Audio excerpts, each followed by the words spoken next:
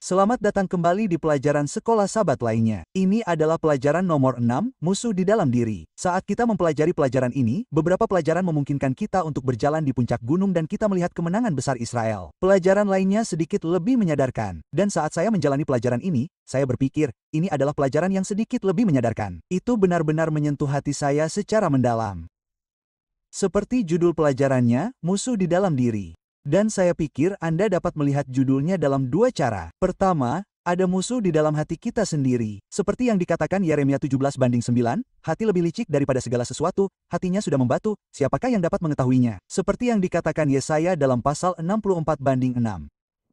Ia berkata, segala kesalehanku seperti kain kotor. Jadi ketika kita melihat diri kita sendiri, ada musuh di dalam diri kita, yaitu sifat manusia yang telah jatuh, yang hanya melalui Kristus dan melalui kasih karunia-Nya, melalui belas kasihan-Nya, dan melalui kasih-Nya, kita dapat menjadi orang seperti yang kita inginkan. Kematian Yesus di kayu salib mengampuni kita dari masa lalu.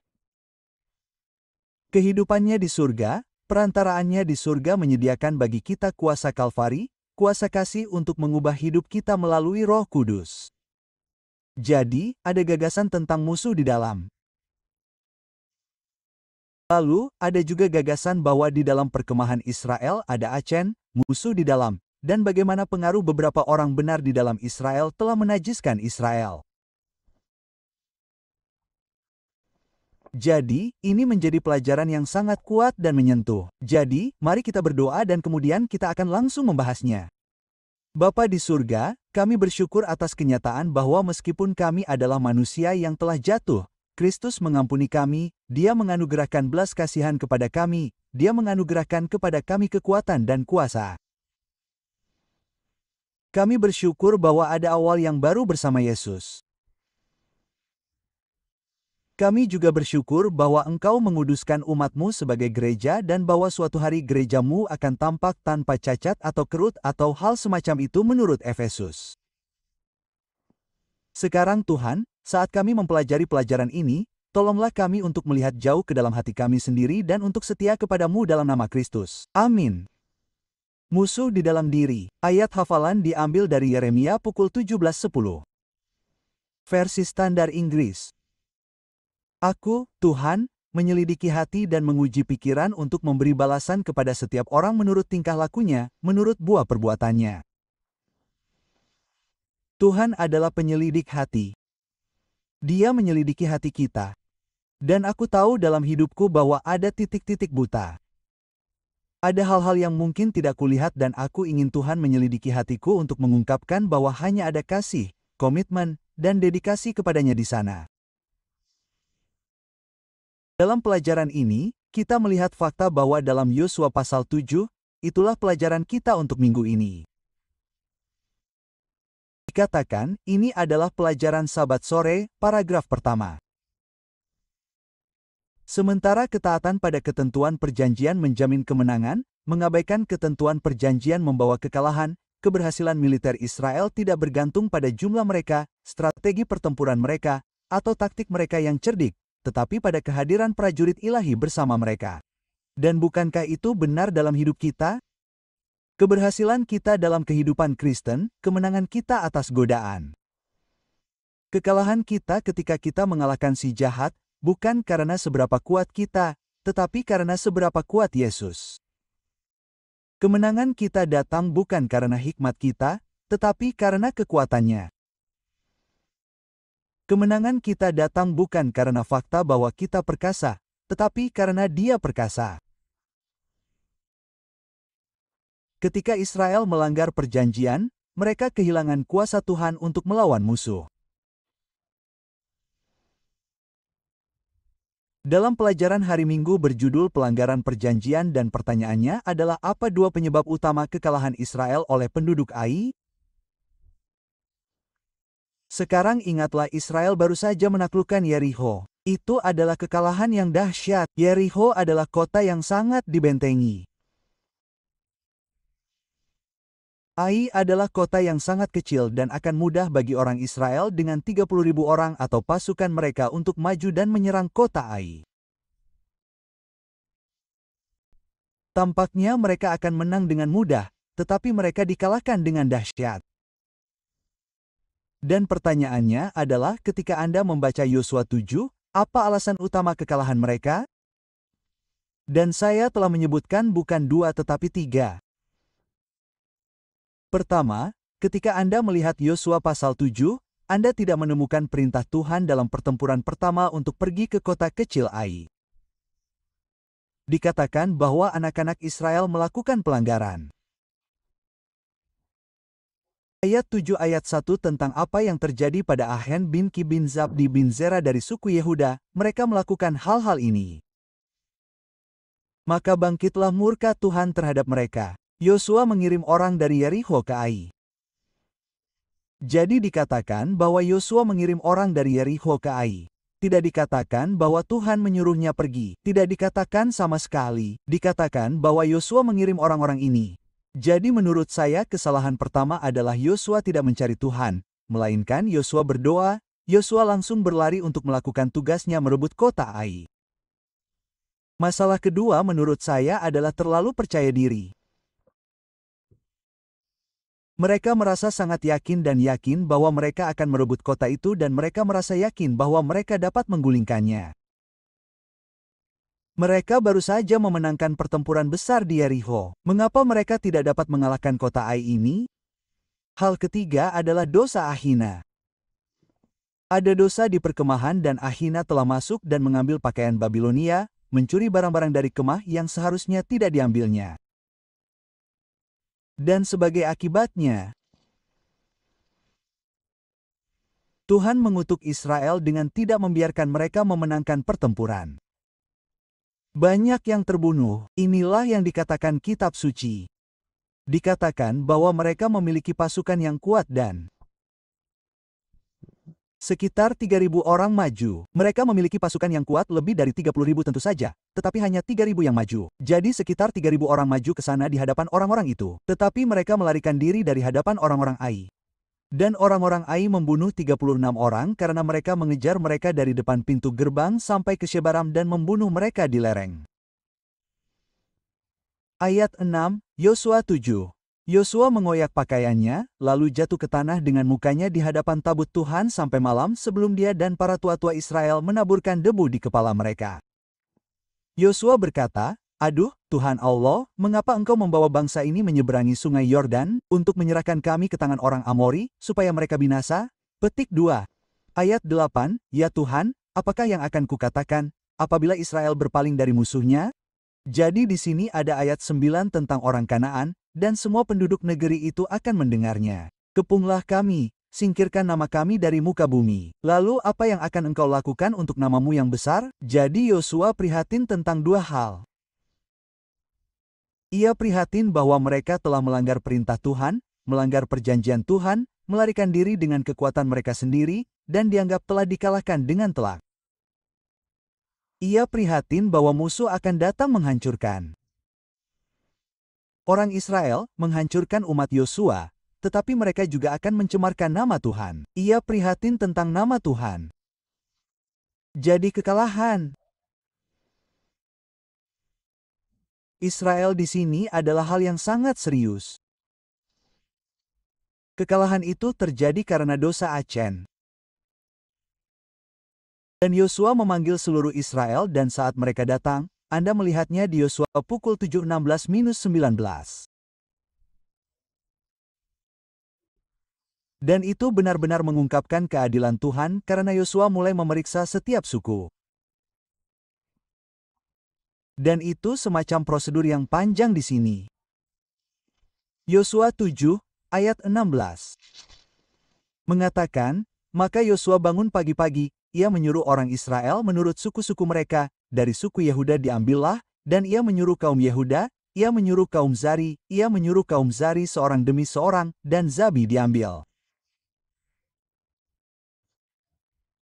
Jadi ia membawa mereka satu persatu, ia menanyai mereka, dan ia mencoba memberi Acen waktu untuk mengaku dosa, bertobat, dan dengan cermat ia menunjukkan bahwa penghakiman Tuhan itu adil. Anda tahu, dalam penghakiman terakhir, Tuhan menyebutkan nama demi nama, bukan hanya untuk mengungkapkan dosa-dosa kita, tetapi untuk mengungkapkan bahwa Dia adil, Dia adil. Dalam penghakiman terakhir yang kita sebut penghakiman prakedatangan atau penghakiman investigasi. Dalam penghakiman terakhir itu, Tuhan menyatakan bahwa Dia adil dan jujur, bahwa Dia benar, bahwa Dia telah melakukan segala yang Dia bisa untuk menyelamatkan setiap manusia. Di sini, Tuhan ingin menyelamatkan seluruh Israel. Jadi, kita melihat paragraf kedua dalam pelajaran hari Senin. Solusi untuk kesulitan itu mengikuti arah yang berlawanan dengan bagaimana ia masuk dan mengganggu Israel. Kesalahan korporat dihilangkan dan dipersempit dari Israel ke satu suku. Dari suku ke keluarga, dari keluarga ke rumah tangga, dari rumah tangga ke individu. Selain mengungkap pelaku, proses investigasi juga telah membersihkan orang yang tidak bersalah. Ini adalah aspek yang sama pentingnya dari prosedur peradilan yang cermat di mana Tuhan sendiri bertindak sebagai saksi yang tidak terlihat atas tindakan Acen yang tidak terlihat. Jadi, satu persatu, penghakiman Tuhan menyatakan bahwa Dia adil. Dia membersihkan orang yang tidak bersalah, tetapi Dia mengutuk orang yang bersalah. Kita beralih ke pelajaran hari Selasa, pilihan yang menentukan. Apa yang sebenarnya Yosua minta Acen lakukan? Kamu akan menemukannya di Yosua pukul 7:19-21. Yosua pukul 7:19-21. Maka berkatalah Yosua kepada Ahan, "Hai anakku, aku mohon, permuliakanlah Tuhan, Allahmu Israel. Aku akan mengaku dosamu kepadanya dan beritahukanlah kepadaku apa yang telah kau lakukan. Janganlah sembunyikan kepadaku." Petik 2. Ahan menjawab Yosua dan berkata, "Sesungguhnya aku telah berdosa terhadap Tuhan Israel, dan inilah yang telah kulakukan." Lalu kulihat rampasan itu, yakni selai kain Babel yang indah, 200 shikal perak, dan sepotong emas seberat 50 shikal. Aku menginginkannya dan mengambilnya. Semuanya itu tersembunyi di dalam tanah, di tengah-tengah kemahku, dengan perak di bawahnya. Maka Yosua mengirim pesan. Mereka mendapat utusan. Mereka mendapat barang-barang yang telah dicurinya dari kemah itu. Apakah ini merupakan pertobatan sejati dari pihak Ahan? Sama sekali tidak. Ketika Yosua memeriksa setiap suku Yehuda, ketika ia memeriksa setiap rumah tangga Yehuda, ketika ia memeriksa setiap keluarga Yehuda, ketika ia memeriksa setiap orang Yehuda untuk menyatakan bersalah atau tidaknya mereka, menunjukkan ketidakbersalahan mereka, Acen bisa saja melangkah maju dan berkata, "Yosua, kamu tidak perlu melakukan ini. Itulah aku, Yosua, akulah yang bersalah, akulah yang melakukannya." Tetapi Yosua menunggu dengan sabar dan kemudian ia menanyai Acen dan berkata kepada Acen. Di ayat 19 ini, Yosua berkata kepada Acen, "Hai anakku, aku mohon, muliakanlah Allah dan akuilah dosamu." Dengan kata lain, ia menarik pengakuan dari Acen. Di sini, kita melihatnya di paragraf kedua pelajaran hari Selasa. Sayangnya, teks Alkitab tidak memberikan indikasi bahwa Acen menunjukkan tanda-tanda pertobatan yang sejati. Ia berharap hingga akhir untuk tetap bersembunyi. Sikapnya yang menantang membuatnya dianggap sebagai pelanggar yang sewenang-wenang yang tidak mendapat penebusan dosa menurut hukum Musa. Mengapa tidak ada penebusan dosa? Karena tidak ada pengakuan pertobatan yang sejati dan autentik. Apa yang dikatakan hal ini kepada kita? Secara praktis dikatakan kepada kita bahwa dalam penghakiman terakhir Tuhan, takdir kita akan ditetapkan. Tuhan memohon kepada kita sekarang untuk mengakui dosa kita, untuk bertobat dari dosa kita, untuk membuat perubahan yang diperlukan dalam hidup kita sehingga ketika penghakiman terakhirnya tiba, Yesus dapat berkata, "Pria ini, wanita ini adalah salah satu dari milikku. Darahku menutupi dosa-dosa mereka. Kebenaranku menggantikan kegagalan mereka." Tidak ada seorang pun, baik laki-laki, perempuan, maupun anak-anak yang akan datang kepada Yesus dan tidak diampuni. Tidak ada seorang pun, baik laki-laki, perempuan, maupun anak-anak yang datang dengan hati yang jujur dan bertobat untuk mengakui dosa-dosa mereka yang tidak akan dibersihkan dari rasa bersalah atas dosa itu. Yesus berkata dalam 1 Yohanes pasal 1:9, "Jika kita mengaku dosa kita, maka Ia adalah setia dan adil, sehingga Ia akan mengampuni segala dosa kita dan menyucikan kita dari segala kejahatan." Jika kita mengaku, Allah akan mengampuni karena bagi kita ada pintu pengharapan. Lihatlah Hosea pasal 2 ayat 1-15. Alkitab adalah kitab pengharapan.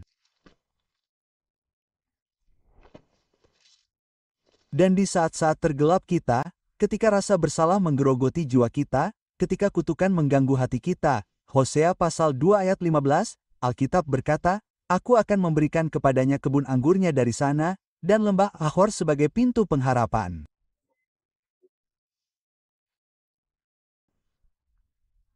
Ia akan bernyanyi di sana seperti pada masa mudanya, seperti pada hari ia keluar dari tanah Mesir. Di tengah-tengah kesusahanmu, Ahor berarti kesusahan. Di tengah-tengah kesusahanmu, di tengah-tengah kesulitanmu, di tengah-tengah tantanganmu, Tuhan berkata, Aku akan memberikan kepadamu lembah Ahor sebagai pintu harapan. Apa yang diceritakan kisah ini kepada kita? Pelajaran hari Rabu tentang bagaimana Tuhan dapat mengubah kegagalan kita yang paling buruk menjadi peluang. Dalam Yosua pasal 8 ayat 1-29. Israel telah gagal di pasal 7. Israel telah dikalahkan dengan sangat telak. Israel tidak mencari Tuhan. Israel mencoba melawan Ai dengan kekuatan mereka sendiri. Israel memiliki dosa di perkemahan. Dan Tuhan berkata kepada Israel. Tuhan mengatakannya seperti ini. Dia berkata, ada pintu harapan di lembah kesusahan ini, lembah kesulitan ini. Dan Tuhan memberi instruksi kepada mereka dalam Yosua 8:1. Lalu berfirmanlah Tuhan kepada Yosua, jangan takut dan jangan gentar. Bawalah seluruh tentara itu bersamamu. Bersiaplah, majulah ke Ai. Ketahuilah, Aku telah menyerahkan Raja Ai beserta rakyatnya dan kotanya ke dalam tanganmu. Lakukanlah terhadap Ai, ayat 2, dan rajanya, seperti yang telah kamu lakukan terhadap Yerikho beserta rajanya. Hanya jarahannya dan ternaknya boleh kamu rampas bagimu sendiri. Buatlah penyergapan terhadap kota itu, sekarang. Yosua tidak pergi dengan 3.000 orang, tetapi ia pergi dengan pasukan yang berjumlah 30.000 orang. Maka bersiaplah Yosua beserta seluruh tentara untuk maju melawan Ai. Yosua memilih 30.000 orang yang gagah perkasa. Ia menyuruh mereka pergi pada waktu malam. Demikianlah ia memberi perintah kepada mereka. Sebagian pergi ke belakang kota, sebagian pergi ke depan kota, menjebak kota itu, mengepung kota itu. Dan ketika ia melakukannya, mereka berteriak-teriak. Penduduk Ai mengira pertempuran datang dari depan. Mereka diserang, dari depan, dari belakang. Ada kekalahan yang mengerikan. Sekarang Tuhan berkata, kamu ambil rampasan dari tanah itu. Apa yang tadinya kekalahan berubah menjadi kemenangan yang dahsyat. Inilah kabar baik yang luar biasa. Apakah Anda pernah dikalahkan dalam hidup Anda? Apakah Anda pernah menghadapi tantangan dalam hidup Anda? Apakah musuh mencambuk Anda, menusuk Anda, mengalahkan Anda? Saudaraku, saudariku, Tuhan ingin mengangkat Anda, membersihkan debu dari Anda, menempatkan Anda di jalan kemenangan lagi. Israel dikalahkan, tetapi mereka mendengarkan Tuhan dan Tuhan memberi mereka instruksi. Mereka mengikuti instruksi itu dan ada kemenangan besar bagi pekerjaan Tuhan. Apa yang dikatakan dalam kitab Mika, ketika aku jatuh, aku akan bangkit. Ketika kita jatuh, kita dapat bangkit lagi. Pelajaran hari Kamis, sebuah kesaksian tentang kuasa Tuhan. Seperti yang kita pelajari, Tuhan telah memberi bangsa-bangsa kafir kesempatan untuk mengenalnya, untuk berbalik dari jalan-jalan mereka yang jahat. Mereka menolak, mereka akhirnya menghadapi penghakiman. Namun, lihat, saya ingin melihat Yosua pasal 7 ayat 6-9. Berikut adalah prinsip penting. Yosua 7:6-9. Prinsipnya adalah ini. Tuhan memimpin Israel untuk menang atas Ai. Sehingga nama Tuhan tidak akan dicemarkan dan dia akan diberikan kepadanya kemuliaan. Yosua berkata, aduh, ya Tuhan Allah, mengapa engkau membawa bangsa ini menyeberangi sungai Yordan, untuk menyerahkan kami ke dalam tangan orang Amori, untuk membinasakan kami, padahal kami telah puas dan tinggal di seberang sungai Yordan. Ya Tuhan, apakah yang akan kukatakan? Apabila Israel berpaling dari musuhnya, sebab orang Kanaan dan seluruh penduduk negeri itu akan mendengarnya. Kepunglah kami dan lenyapkan nama kami dari muka bumi. Lalu apa yang akan kau lakukan terhadap namamu yang besar itu? Perhatian Yosua adalah kemuliaan Tuhan. Ketika kita tidak menghormati Tuhan, ketika kita gagal, Tuhan menuntun kita kepada pertobatan dan pengakuan untuk memuliakan namanya. Lihat, apa yang Yosua lakukan terhadap Israel? Ayat 13, ia berkata, "Pergilah kuduskanlah dirimu, bangunlah, kuduskanlah umat itu, katakanlah, kuduskanlah dirimu untuk besok, sebab beginilah firman Tuhan, Allah Israel. Ada sesuatu yang terjadi di tengah-tengahmu, kuduskanlah dirimu." Jadi sebelum kemenangan besar dapat terjadi atas musuh, sebelum kemenangan besar dapat terjadi atas Ai, sebelum kekalahan itu dapat ditebus dengan kemenangan, Israel harus menguduskan diri mereka untuk berkumpul bersama mencari Tuhan, meminta Tuhan mengirimkan roh-Nya untuk menyucikan hati mereka.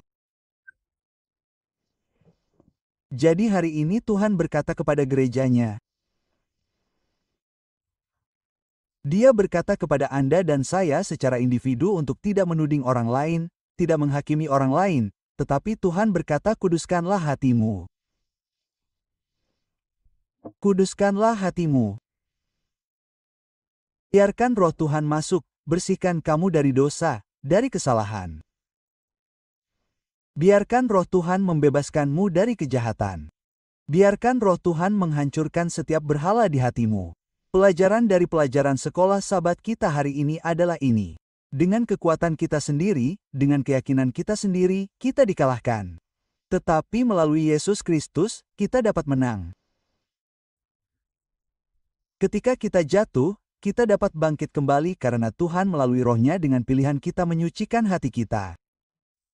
Mari kita berdoa, Bapa di surga, kami berdoa agar Engkau menyucikan hati kami. Kami tidak dapat menguduskan diri kami sendiri, tetapi dengan kasih karunia dan kuasa-Mu, Engkau dapat menguduskan kami. Jadi Tuhan, tolonglah kami untuk tidak pernah terlalu percaya diri bahwa kami dapat mengalahkan musuh. Kami tidak bisa. Hanya Dia yang dapat mengalahkan kami ketika kami gagal memiliki keyakinan kepada-Mu. Hanya musuh yang dapat mengalahkan kami ketika kami percaya pada kekuatan kami sendiri dan bukan kekuatan-Mu. Jadi kami datang hari ini dengan mempercayai kuasa-Mu, mempercayai kekuatan-Mu untuk menang atas kuasa jahat dalam nama Kristus. Amin.